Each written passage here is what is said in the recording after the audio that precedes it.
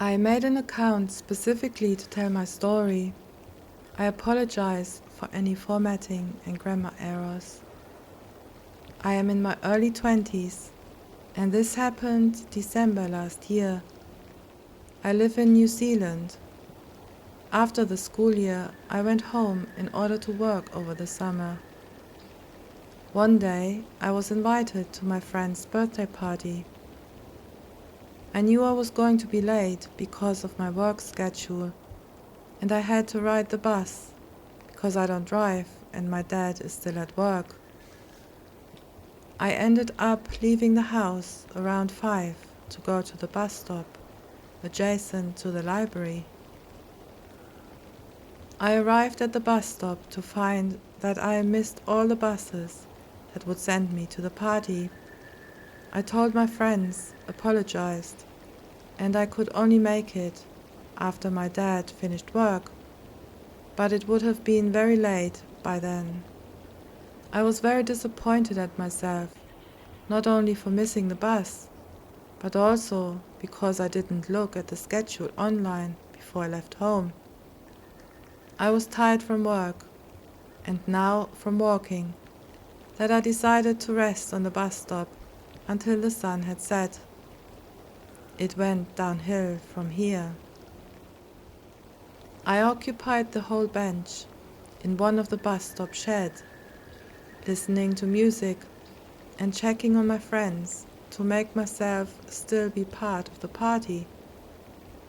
I was busy texting that I didn't notice a short, stout man of Indian descent approaching me. I apologized and sat myself on one corner of the bench, but he didn't sit down. He told me that he was new to New Zealand, so he needed directions. He spoke with broken English. He said that he was roaming and needed directions.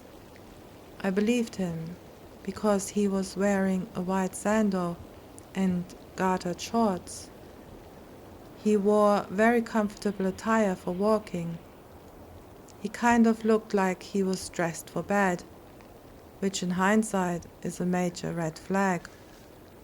He then said he needed directions for adult. He repeated that word many times, making weird gestures and wearing a wide, toothy grin as he tried to explain.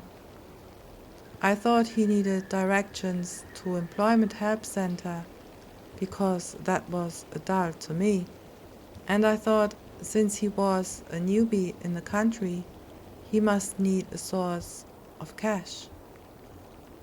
But then he grew frustrated and finally said, Adult selections. red flags crossed my mind at this point, so I texted a friend briefly with the phone hidden in my bag and turned the sound setting on. But I wasn't entirely worried yet, because we were in the center of town and he just wanted directions. So I told him the directions. It was along a row of shops on the parallel street from the bus stop. I expected him to go away now, but he proceeded to ask me more questions. He asked me if I knew anyone from the store, and then if I wanted to go on a date with someone he knows. I was beginning to panic that I couldn't even look at him anymore. He also began to speak more clearly at this point. He definitely wasn't new to New Zealand, and he definitely wasn't just walking around. He asked me where I was off to and convinced me that he will drive me if I go with him. I repeatedly told him no and no thanks, with panic clearly drawn on my face and my voice. I was still seated on the bench and looking on the floor. After his questions, there was just a moment of silence, and then he pulled me out of the bench and proceeded to pull and drag me to the sidewalk. Luckily, before he managed to get me out of the shed, My phone rang. It was a message alert from one of my friends I texted earlier. I was holding on to my phone the whole time, and I managed to fake a phone call to my dad using the tone. It wasn't hard to work because I was already shaken. It was at this point that he let me go and ran towards the library and disappeared. I collected myself and ran home after. I didn't tell anyone but one of my friends about what had happened. I thanked her for being indirectly on alert and holding on to her phone before horror struck. So, creepy, perverted Indian guy, let's not meet again.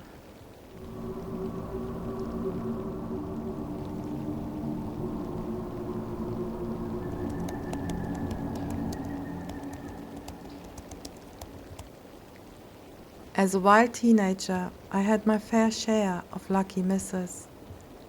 This one in particular scared me to my core. I was at a friend's house one evening. We were all getting stoned and drinking, stupid teenage stuff. I was wearing a white miniskirt, a glittery halter top, and knee-high wide-heeled boots. Yes, I was that girl.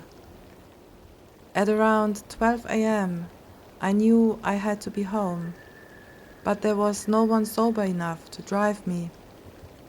I asked my friend for a hoodie and some pants, and then I decided to walk the 30+ minutes to my house alone.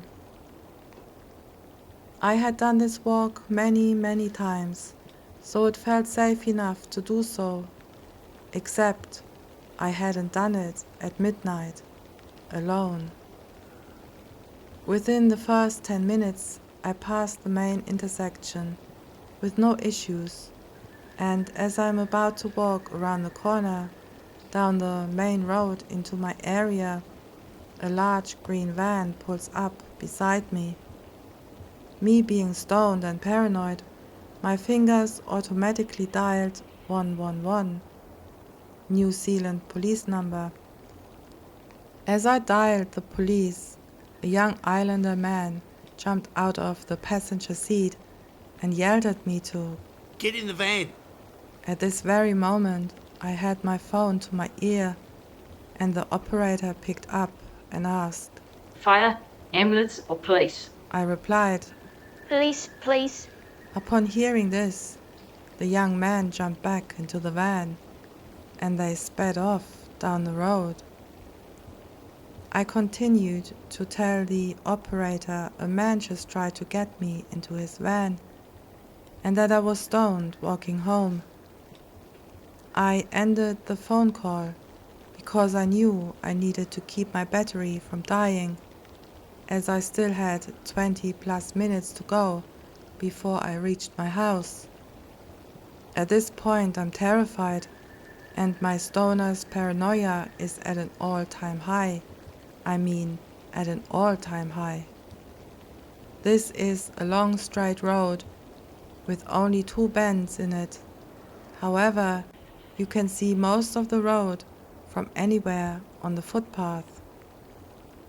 After the van incident, I started to jump into driveways and hide behind bushes whenever I saw headlights.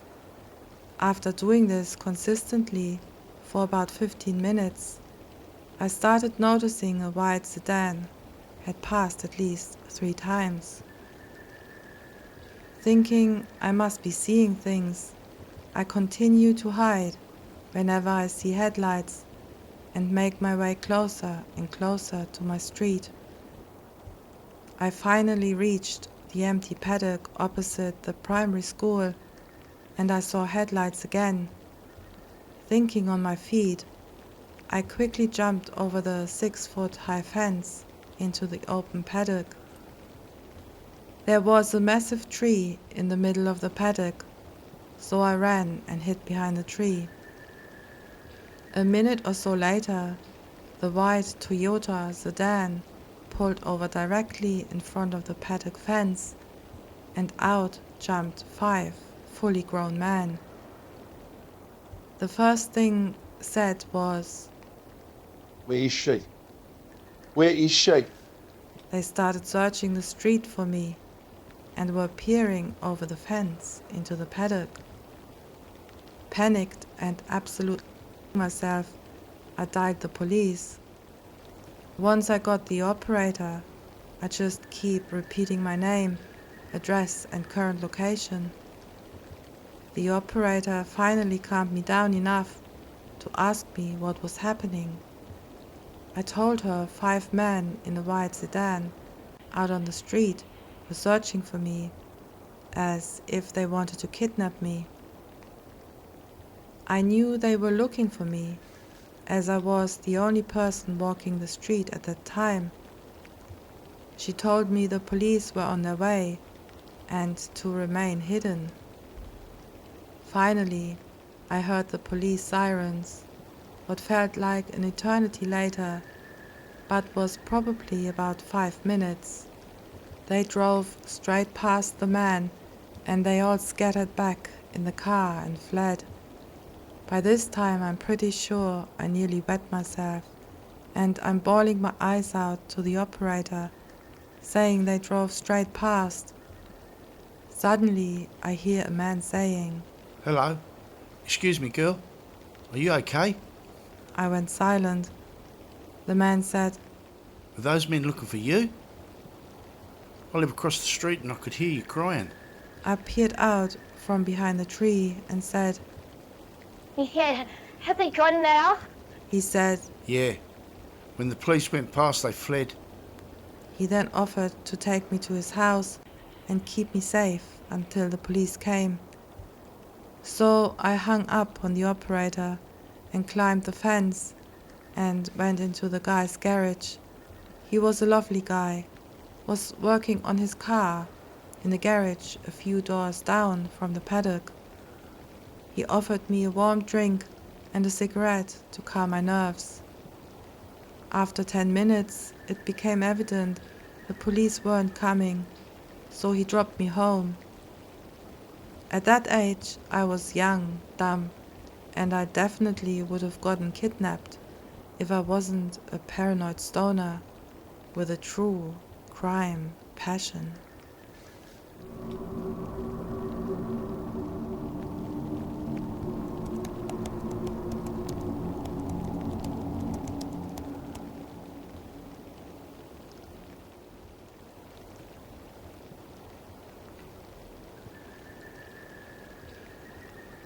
To put this into context, I am an 18-year-old girl living in New Zealand. I suffer from anxiety and shut down in stressful situations and become rather overwhelmed when I'm not sure how to deal with something.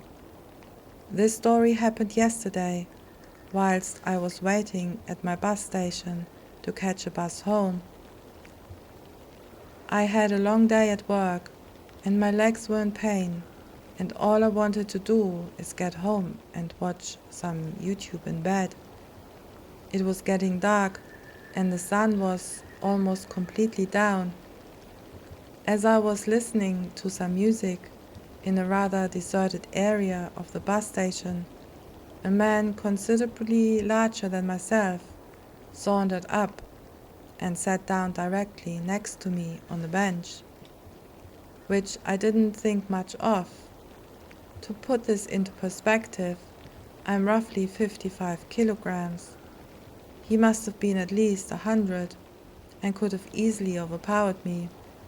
I noticed out of the corner of my eye that this man was staring at me and began to feel a little uncomfortable, but pegged it up to him looking at my mask.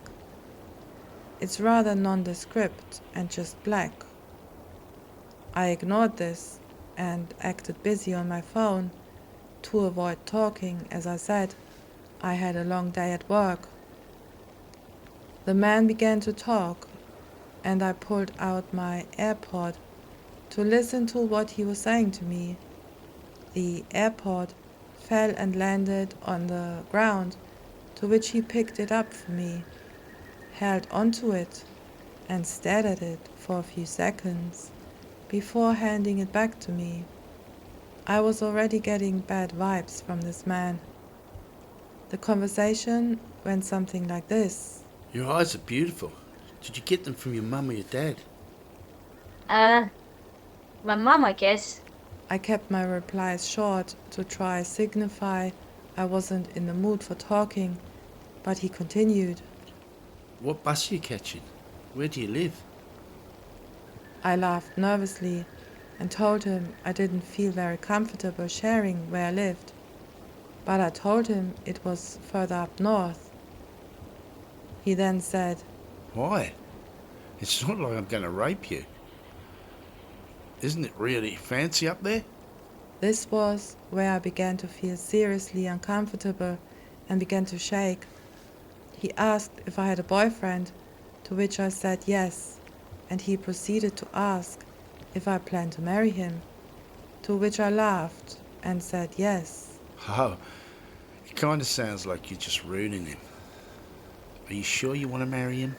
I was shocked and looked at him before telling him again, yes, I do plan to marry my partner. How old are you? I don't know what came over me, but I told him I was 21 to try and make it come across that I was old enough to stand up for myself. Are you on the pill? Sorry, I don't feel comfortable sharing that. And I don't see why you need to know that. Oh, so you use condoms instead, eh? I wanted to walk away, but I was grounded to the bench and couldn't move a muscle if I tried. I was uncomfortable and confused as to why he was asking these questions. Do you have someone waiting for you at the bus stop, or are you walking home? How far do you live from the bus stop? This is the question that made everything click into place, and I realized this guy has a malicious intent. He's not being friendly. This man is going to follow me home and either rape me or kidnap me. I started to really panic and started desperately looking for onlookers. A young man, possibly my age, walked out of the public bathroom last and had overheard this conversation and was looking at the predator rather skeptically. I knew then I had at least someone to help if I just asked for it. I didn't. By this point, I recalled a video about a highly pregnant woman and her daughter being followed to their car in an empty car park in the dark by an older man. This lady was stressfully trying to find her keys in her purse, as this man was standing beside her daughter on the opposite side of the car, making small talk with them. He got impatient and had walked away before she'd found her keys. Someone commented on her submission, saying this was a popular thing and that he was waiting for her to unlock the car so he could get in and control her via threats of her children. It occurred to me that I should skip my bus and catch another one at a later time. I did this exactly. He kept trying to ask where I live, and I continued to refuse telling him where. He also continued to ask how far I lived from the stop, and if my partner was waiting for me. I deflected all his questions, and after 40 minutes he began to get grumpy and walked away from the station. He wasn't there to catch a bus at all, but to prey on young women at a bus stop. I caught my bus about 10 minutes after he left, and I ran home, where I completely broke down and cried in the arms of my partner. This morning I was so stressed, I contemplated taking the day off work and staying in bed the rest of the day. I was petrified. I didn't. I'm at work posting this. After that, I've definitely decided that perhaps let's not meet.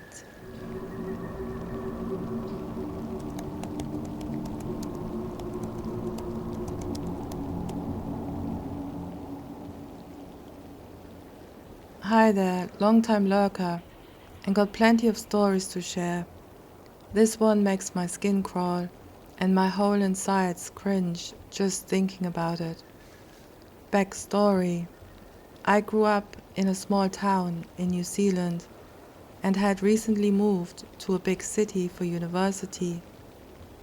The town I grew up in was a really rough and a gang-orientated place, so I was always somewhat weary of strangers. However, not little old white men on mobility scooters. Living in a big city was awesome because I got to go shopping in malls and Kmart. Kmart in New Zealand is probably the equivalent of Walmart in US, but us Kiwis seem to love it a lot. Anyway, one day I was shopping at Kmart, looking at the dog beds, which were at the back aisle of the store. Kmart is huge, and the back aisle is the entire length of the store. I get this feeling I'm being watched, and see an old man in a mobility scooter at the opposite end staring at me. I gave him a smile and turned back to browsing, when in my peripheral I see him racing towards me in his scooter at a great speed. I immediately assumed that his urgency must mean he needs some help reaching or finding something. So I turned to face him. He was a harmless old man, right? Wrong. He quickly starts chatting to me and sharing personal things with me without actually greeting me. He starts telling me how I look like his wife, who has passed when she was younger. Then he starts telling me how lonely he is, so I start to feel so much pity for him. And then the conversation starts taking a weird turn. He starts to tell me how he likes to dress up and feel sexy in women's clothing. Then he starts to open his mouth and show me his missing teeth and gums. The sudden turn of conversation startles me, and I start to realize that I need to end this and leave him immediately. After several attempts at saying goodbye, he finally agrees to let me go and holds out his hand for a goodbye handshake. Desperate to leave, I agree to shake his hand in order for him to leave me alone. Suddenly his grip tightens and I can't pull my hand away. He forces my hand towards his mouth and begins to make out with the back of it while swishing his tongue across it in circles. I aggressively pull my hand away and sprint out of the store in shock. The air from running makes the back of my hand feel cold and slimy. So I run to the mall toilets and scrub my hand for a solid 10 minutes, vowing to never let him talk to me again. So I thought I'd never see him again until just recently. I was on the bus to uni when he gets on without his mobility scooter and a walking stick instead. Thankfully, I had someone already sitting next to me, so I felt safe. However, when his eyes scanned the bus and when they met mine, he immediately smiled. So when the bus got to the interchange where everyone gets off and gets onto other buses, I quickly rushed off the bus so I wouldn't have to see him. I felt my stomach hit the floor when I hear him calling after me. I glance over my shoulder to see him waving his walking stick, yelling and pursuing after me.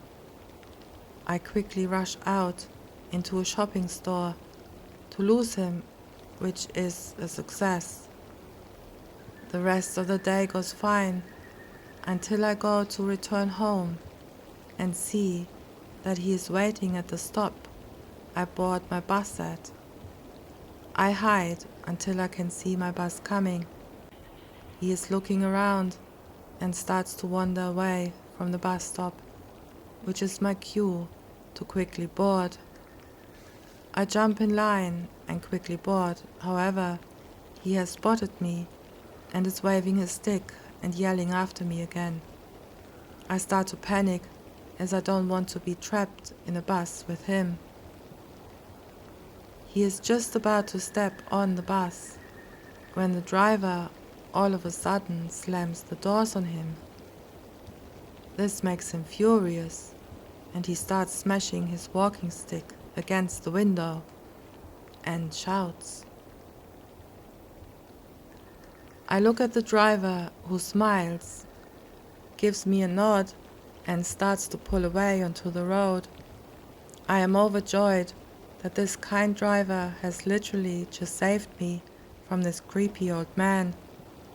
So I step up to the window he's sitting and stare directly at him with the filthiest look I can give while the bus slowly drives away.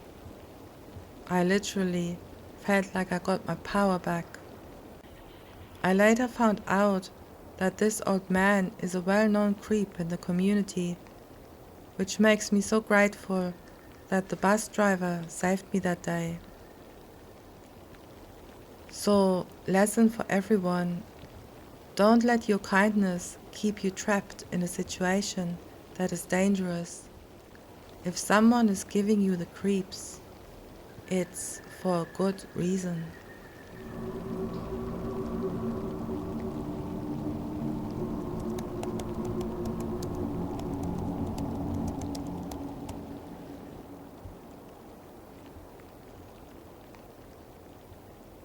So, this only happened yesterday, and it's been driving me crazy. It's not as wild as other stories on here, but it's by far one of the creepiest things that's ever happened to me.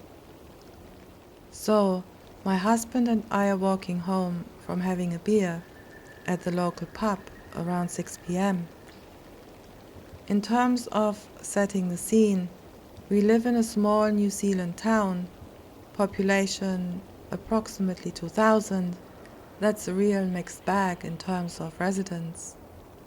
Older folk, meth heads, low income, but increasingly commuters from our capital city have been settling here.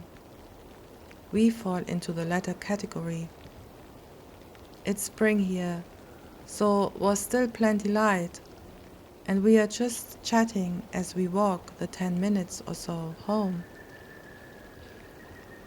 About 3 minutes into the walk, at the first intersection on our walk, I spot a cat sitting on the fence of one of the corner houses on the other side of the street from us. I say, "Meow," and it meows back. It then starts stalking a bird, so my husband and I continue watching this house, the cat really, as we walk past. Suddenly, a person with a brown paper bag mask on their head kind of stumbles out of the front door of this house into the yard. Their mannerisms and how they are moving are so strange, but not what I would associate with being drunk. The house itself seems completely dead, so there's no party on or anything. The person then turns to us and makes eye contact. Well, the eye holes in the mask are staring at us, and they slowly start backing away to the front door alcove of the house and disappear from view into the alcove. We've been slowly walking this whole time, and at this point I have literally goosebumps and an intense sense of dread. When I write it down, it sounds so silly, but there was something so creepy about this person. We are still looking as we walk past the house, and the paper bag face slowly emerges from the alcove, watching us, before disappearing from view again. As we walk and get further and further away, we keep turning around to look, and the same happens over and over again. Nothing, and then slowly but surely the paper bag face emerges out to watch us. This continued until we were at the end of the street, some 350 meters, and rounded the corner out of sight. It still makes my skin crawl thinking about it. My husband laughed and said it was probably some kid getting ready for Halloween or f***ing with us. And he's probably right, but I had to keep turning around to watch my back the rest of the walk home, because I was so creeped out.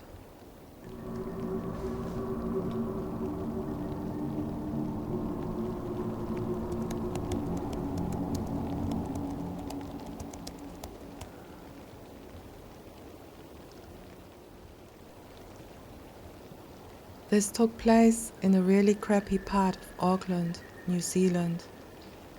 I was 4 years old. My mum was heavily pregnant with my twin brothers, and my father was out indulging his drinking problem. So it's the middle of the night. I am in my own bedroom, fast asleep, and Mum is in hers.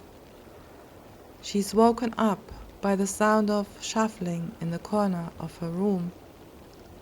The way she tells it, it was normal for Dad to get home drunk and to try to sneak into bed. So it's pitch black. She can't see anything, but she knows someone is there. So she talks to him, but he doesn't respond. By this time, my mum has started to really wake up and is getting pissed off. She says she's tired and asks him to come to bed. No response. She then flat out orders him to come to bed. At this point, the shuffling stops. She then watches as a shadow of a man, much shorter than my father's 6'11" frame, walks out of her room, across the hall, and into my room. At this point, she gets this sick, sinking feeling as she realizes he is not my father.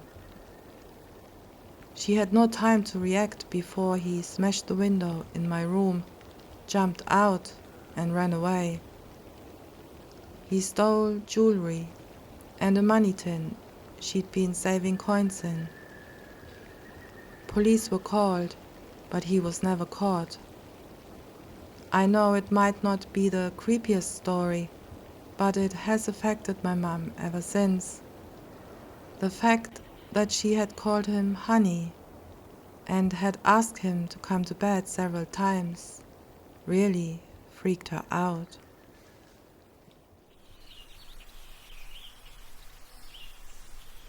Hello guys, and welcome back to the channel. Thanks so much for listening to my podcast, and if you liked it, please do give it a thumbs up, as it really helps my small channel to become noticed on this huge YouTube ocean.